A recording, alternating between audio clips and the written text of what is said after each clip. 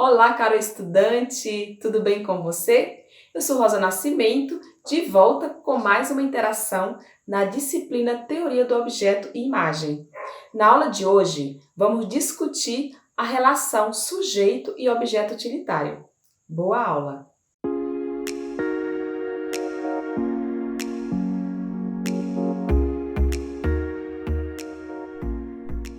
A relação sujeito e objeto utilitário.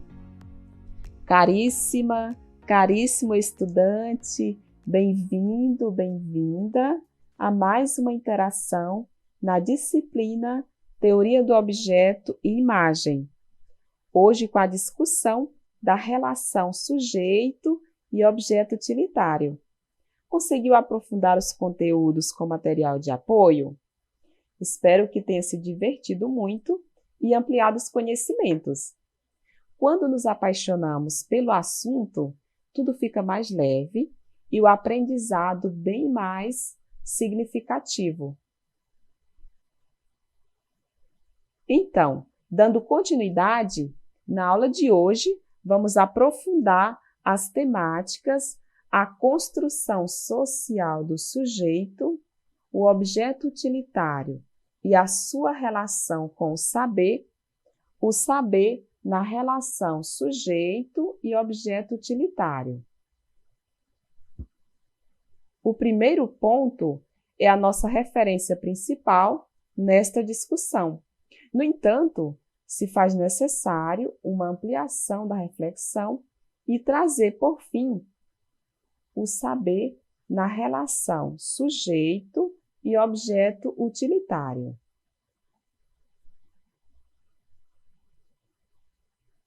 Fazendo uma memória da aula anterior, iniciamos uma discussão da relação sujeito e objeto utilitário na perspectiva da participação e do protagonismo do indivíduo pela arte.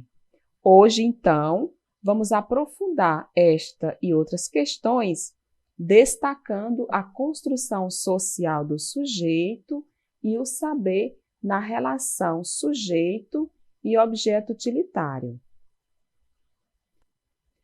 Como protagonista da sua história, construída com a música, com a dança, com a poesia, entre outras manifestações, o sujeito tem se utilizado de estratégias multiculturalistas, como a técnica e a arte, para expressar sentimento, para expressar emoções e, sobretudo, para fortalecer as experiências. Ou seja, a arte expressa nas distintas formas de manifestações cumpre uma função social imprescindível na vida do indivíduo, que é de transformação.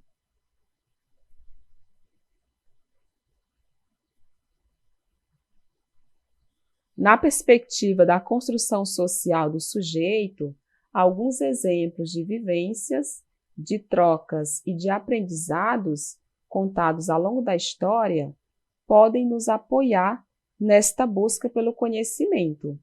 Um deles é a curiosa história das meninas lobos, Amala e Kamala. Então, quem eram as meninas lobos? Quais características desenvolveram junto aos animais? Contam que em 1920, o reverendo e diretor de um orfanato, conhecido como Joseph Henriton, ouviu rumores de que duas meninas haviam sido abandonadas e eram criadas por lobos em uma floresta perto da aldeia na Índia. Instigado, o reverendo resolveu fazer um retiro espiritual na selva com a intenção de encontrar as garotas. Então, após dias vagando pela mata, o reverendo se deparou com duas crianças vivendo em uma toca de lobos. Ele as resgatou e as batizou de Kamala e Amala. A primeira tinha 8 anos e a mais nova, a Amala, em torno de 1 ano e meio.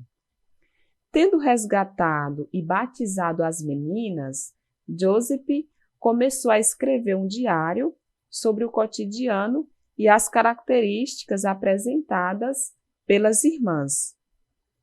Em 17 de outubro de 1920, o religioso escreveu: A mãe lobo, cuja natureza era tão feroz e a afeição tão sublime, me surpreendeu. Fiquei espantado ao pensar que um animal tinha um sentimento tão nobre que superava até da humanidade, para conceder todo o amor e carinho de uma mãe afeiçoada e ideal a esses seres peculiares, escreveu o reverendo. Então, Joseph começa a contar a história, destacando inclusive a vivência e os cuidados que a loba tinha com as crianças, como se fossem suas próprias filhas. O religioso contou que Kamala e Amala não falavam, andavam de quatro, assim como os lobos, eram desconfiadas e uivavam durante a noite. Morando com ele e a esposa na casa de adoção, as meninas apresentavam comportamento hostil, mordendo e arranhando as pessoas, rejeitavam comida cozida e recusavam usar roupas.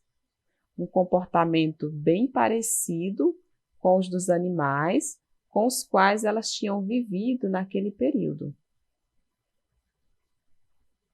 Elas viveram no orfanato até o último dia de suas vidas.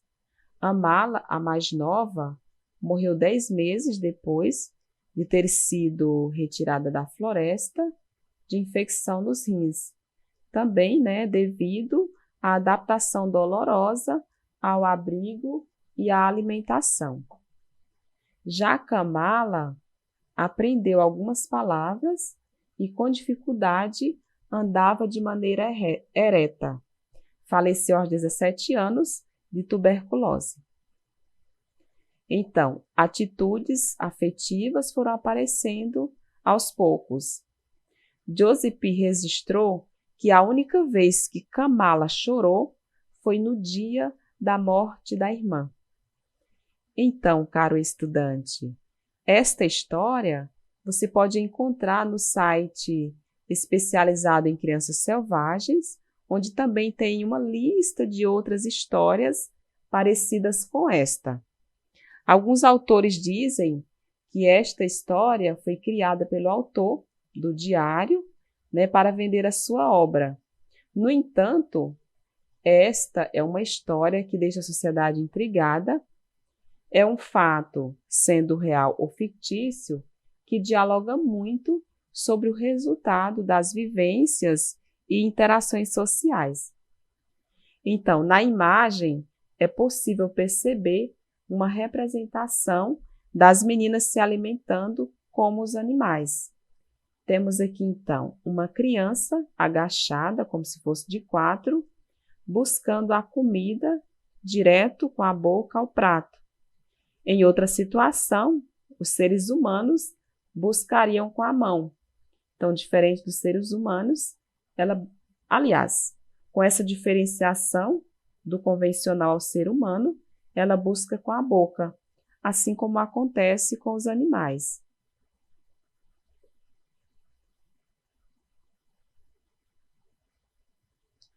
Como vimos na história, o convívio social influencia os modos de vida.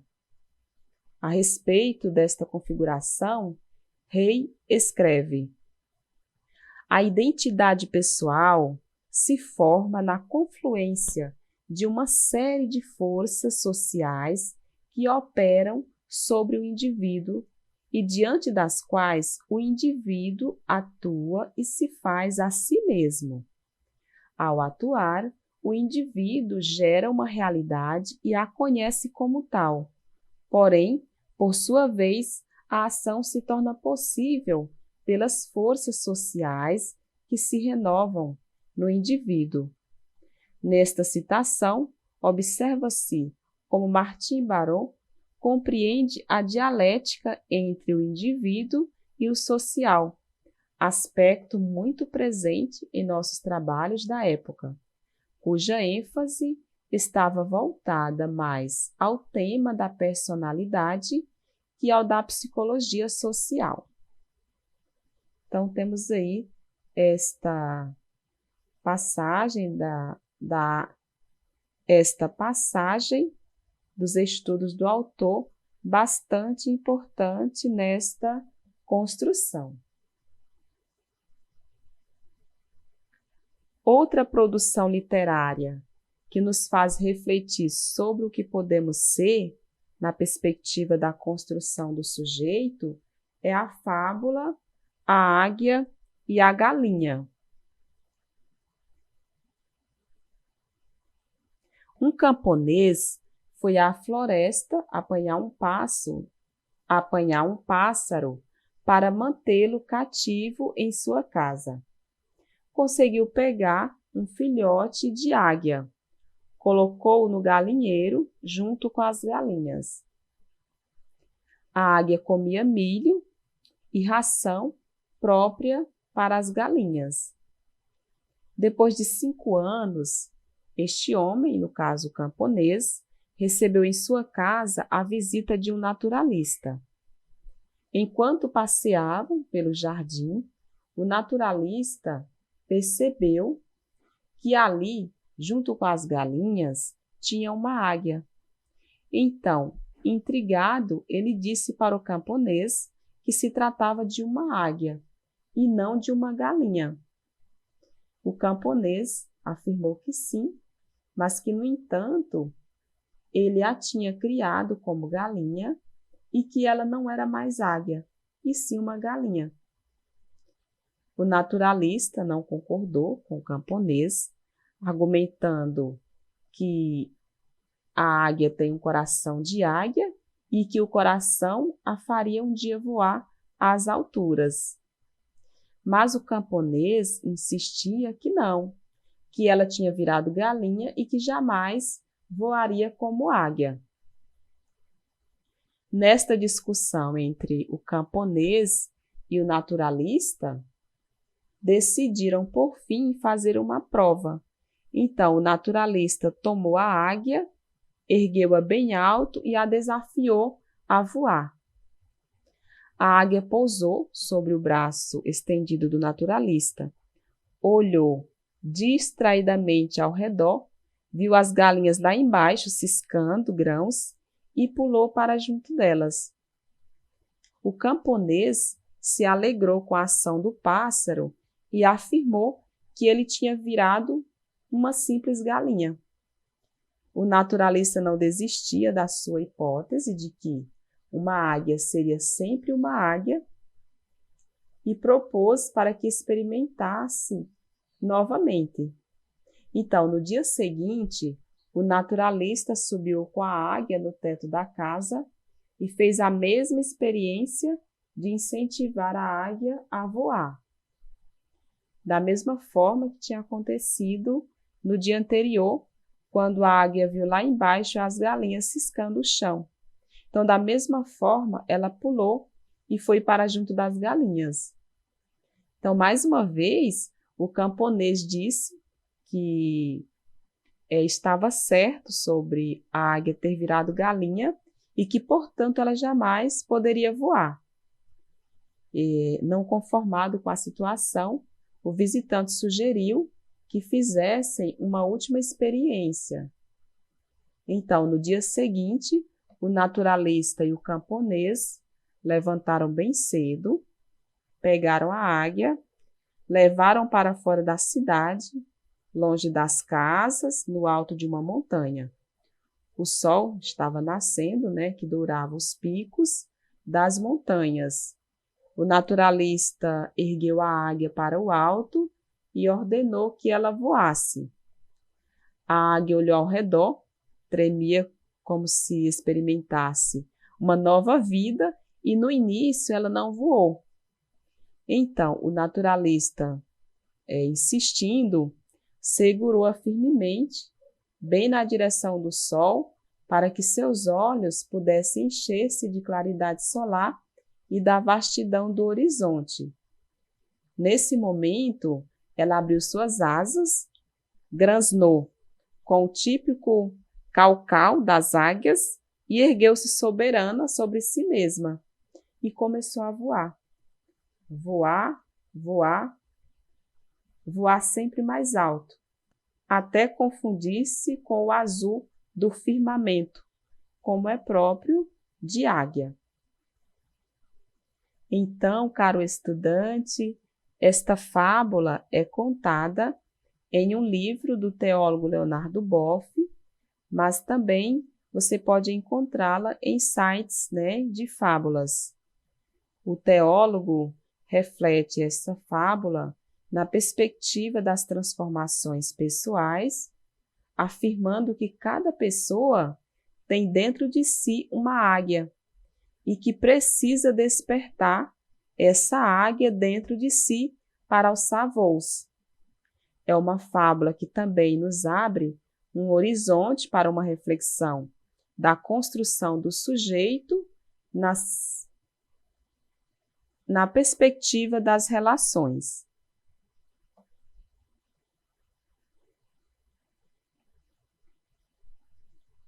Pensando a partir da fábula A Águia e a Galinha e da história de Amala e Kamala, até que ponto o meio em que o sujeito está inserido o influencia? De que modo o indivíduo é influenciado pelas relações? Estas são questões que devemos nos fazer e perceber a sua importância ou não nesta construção. Na medida em que o sujeito compartilha saberes, também vai se apropriando de outros saberes e assim se constrói. O aprendizado acontece nessa relação com a sociedade. A construção social da águia. Como é que aconteceu na fábula A Águia e a Galinha? A construção social da águia. Esta é também uma pergunta que podemos fazer, inclusive a partir da própria fábula. Como é que foi essa construção? Então, como nós vimos na história, em meio às galinhas, a águia desenvolveu características apresentadas pelas galinhas, como comer ou bicar o milho e ciscar. Em outro contexto, ela comeria animais e estaria na floresta, certamente alçando voos, como acontece com as águias, como é próprio da espécie, no caso a águia. Só que nesse contexto, vivendo em meio às galinhas, ela desenvolveu características próprias de galinhas. Da mesma forma aconteceu com as meninas Amala e Kamala. Tendo sido criadas em meio aos animais, no caso os lobos, elas desenvolveram características próprias de lobos, De uivar, de comer de quatro, de andar de quatro, enfim, entre outras características que não foram apresentadas aqui nesta história.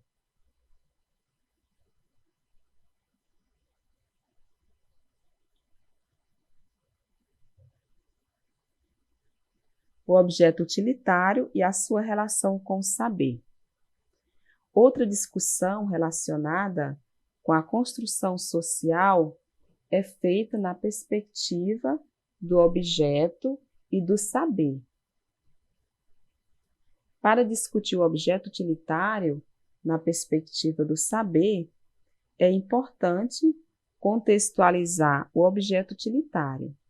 Para isto, apresento uma reflexão feita na aula anterior a partir de dois objetos, um vaso e canetas, considerando também ser importantes nesta busca pela ampliação do conhecimento. Esta imagem, utilizada na aula anterior, é aqui apresentada como exemplo de objeto utilitário. Então, na imagem temos dois tipos de objetos. O vaso, inclusive construído de madeira e também de barbante ou sisal, e as canetas. No caso do vaso, ele é utilizado aqui na ilustração especificamente como suporte de canetas. Claro que em um outro contexto ele poderia ser utilizado para outros fins, como vaso para colocar planta, por exemplo, ou até como ornamento.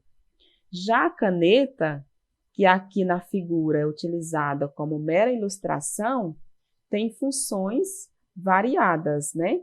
Que pode ocorrer desde a utilização para a escrita até um prendedor de cabelo. Ou seja, a sua função é estabelecida a partir de uma necessidade pessoal ou de contexto. Isto significa que os objetos aqui apresentados podem servir para várias coisas, né? Dependendo do contexto em que forem apresentados.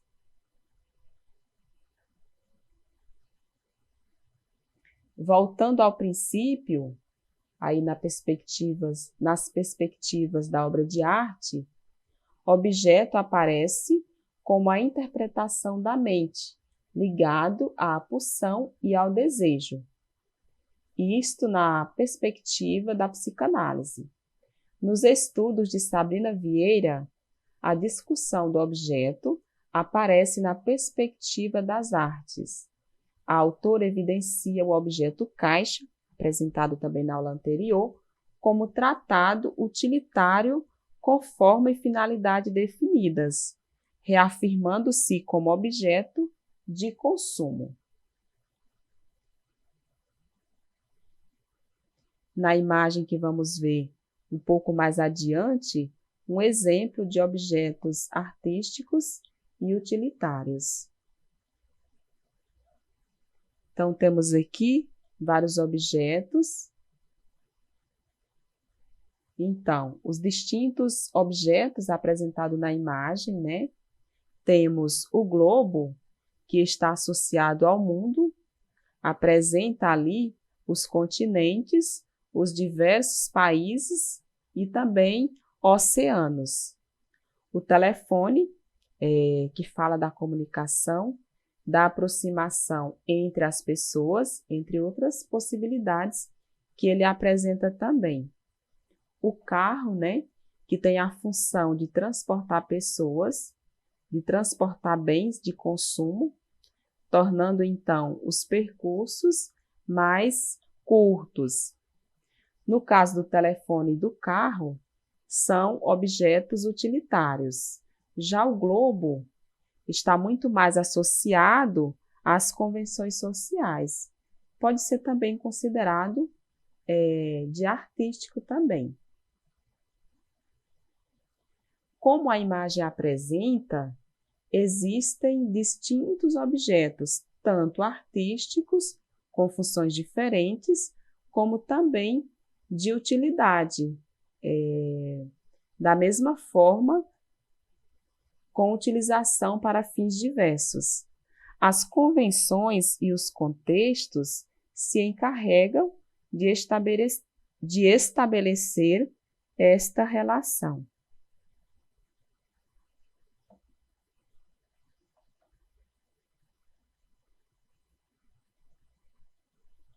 Na perspectiva da relação com o saber, de acordo com Charlotte, se estabelece a partir de um conjunto de elementos, de probabilidades e de construções lógicas.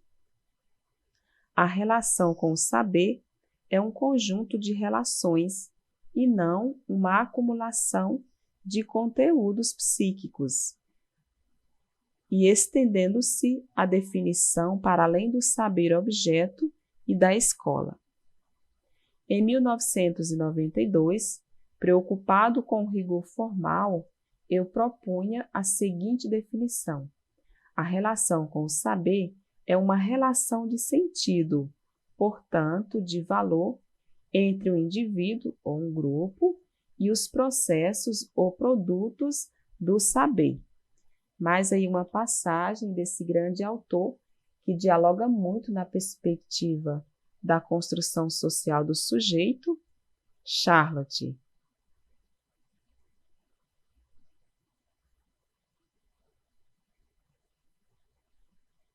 A relação com o saber é a relação com o mundo, com o outro e com ele mesmo, de um sujeito confrontado com a necessidade de aprender. Também uma passagem dos estudos de Charlotte. A relação com o saber é o conjunto organizado das relações que um sujeito mantém com tudo quanto estiver relacionado com o aprender e o saber. Também uma passagem dos estudos de Charlotte.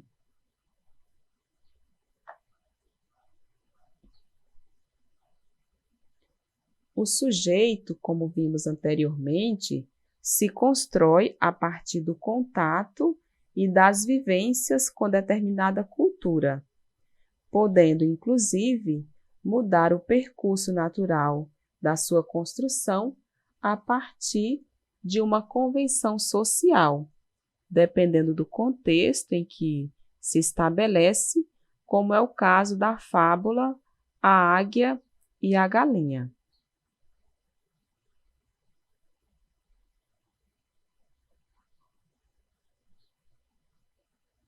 A relação com o saber implica uma atividade do sujeito. É exatamente para marcar essa exterioridade do mundo e do sujeito é que eu falo em relação com o saber. De preferência, a ligação com o saber.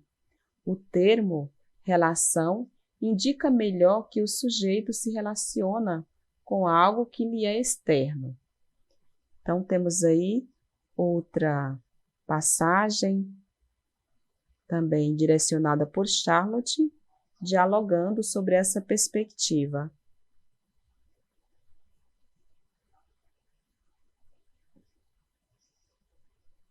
A relação com o saber é a relação com o tempo, a apropriação do mundo, a construção de si mesmo, a inscrição em uma rede de relações com os outros, o aprender.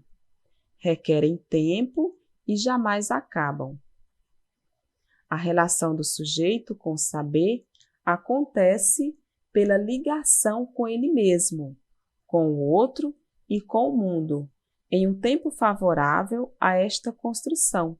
Neste tempo, deve haver trocas e apropriações. Essa relação, discutida aqui a partir de Charlotte, não se constrói, como vimos anteriormente, da noite para o dia, mas requer um processo. Então, assim, como tudo na vida requer um processo, inclusive na preparação de uma aula, então, da mesma forma, essa relação, essa construção do saber, essa construção social do sujeito requer um processo, requer um tempo necessário para se consolidar. Pela forma como foi discutido aqui, tanto pelos autores como também pelas experiências apresentadas, a relação do sujeito com o saber acontece pela ligação com ele mesmo, com o outro e com o mundo, em um tempo favorável a esta construção. Neste tempo, deve haver trocas e apropriações, assim como o autor afirma ao longo de seus estudos.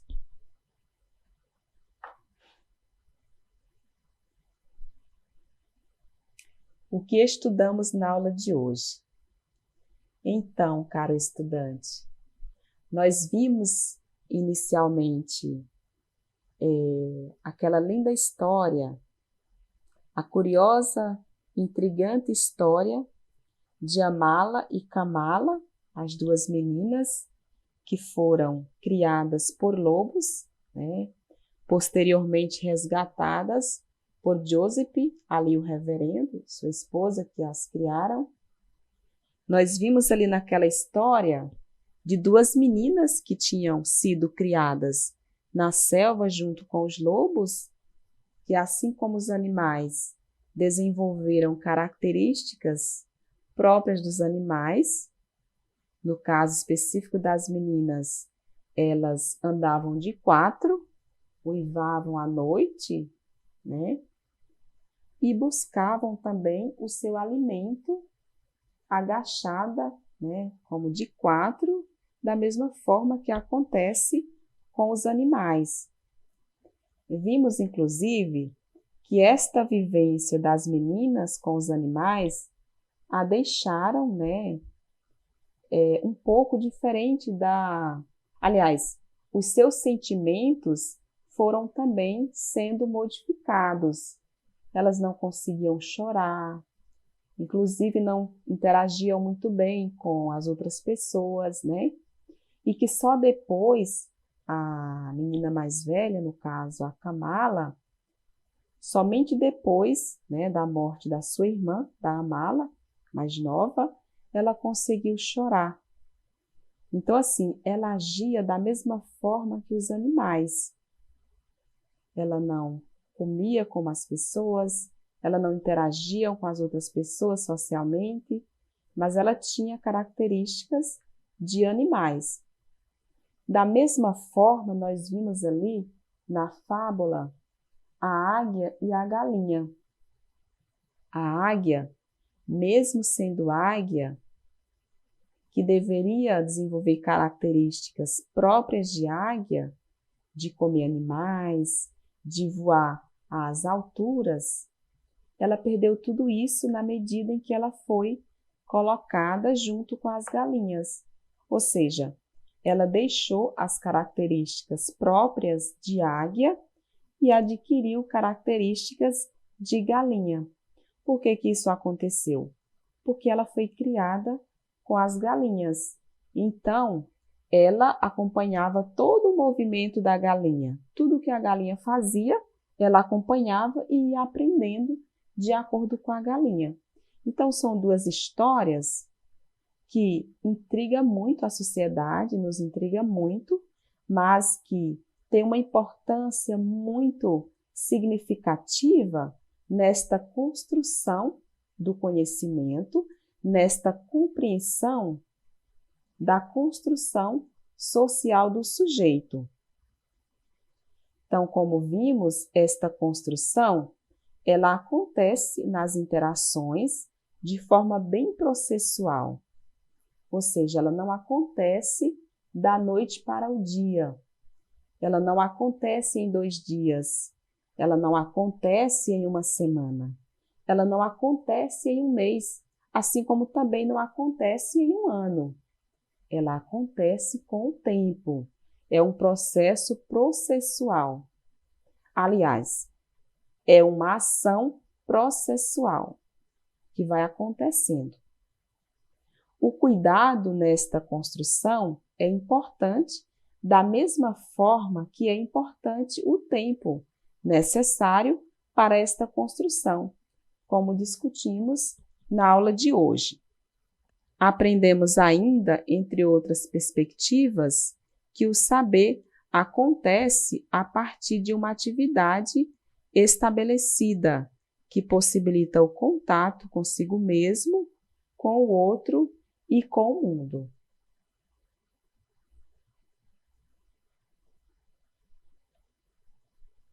Então, caro estudante, vimos aí nesta discussão hoje várias questões bastante relevantes nesta construção social do sujeito, que podemos também aprofundar, que podemos também nos questionarmos, né? É isso mesmo? Como é que estão sendo as minhas relações? Como é que essas construções estão sendo efetivadas? Nestas discussões, nos apoiamos em vários estudos de autores distintos, dentre eles A Arte e a Sociedade no Brasil, de Amaro. Nos apoiamos também a Relação com o Saber, aí de Charlotte, A Arte e o Pensamento, Silvani, A Construção Social do Sujeito, Objeto, Modo de Usar, e Sujeito e Subjetividade.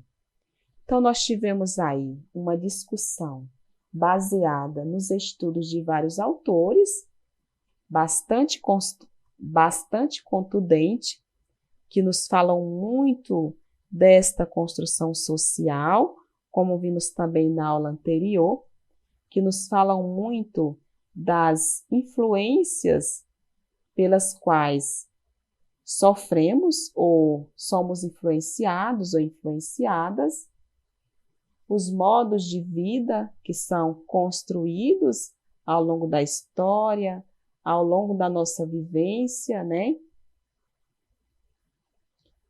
As convenções sociais que também interferem nesta história. Então, caro estudante, são histórias que muitas vezes podemos até nos perguntar se são reais ou fictícias.